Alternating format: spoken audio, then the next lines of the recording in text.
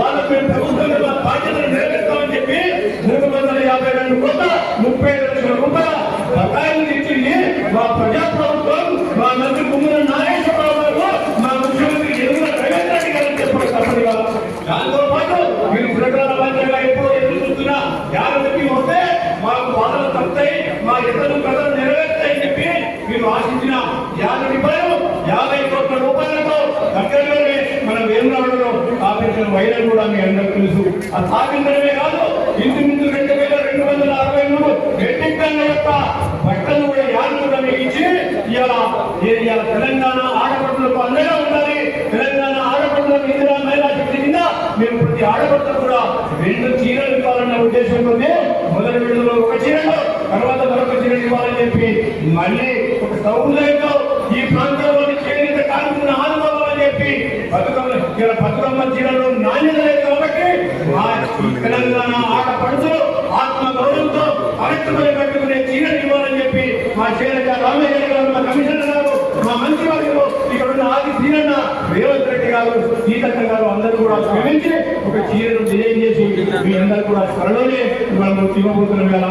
అటువంటి ఆటలను కూడా ఇచ్చి ఈ రోజు మేము ఆదుకుంటున్నాం. ఇన్పుట్ సబ్సిడీ ఇవ్వడం జరిగింది, నువ్వు పదవి పెట్టే ఇన్పుట్ సబ్సిడీ ఇవ్వడం జరిగింది.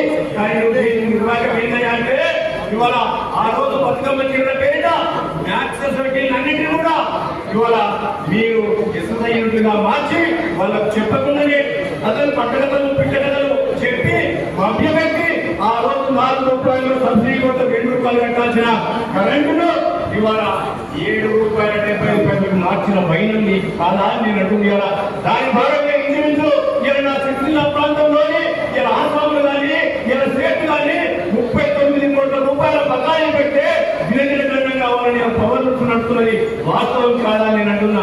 నిన్న మొన్న చెప్తాండి ఇవాళ సారు ఇలా ఏదో అయినట్టు ఇవాళ ఒక ఉత్తరం రాసిండు, ఆకాశ ఉత్తరం రాసిండు.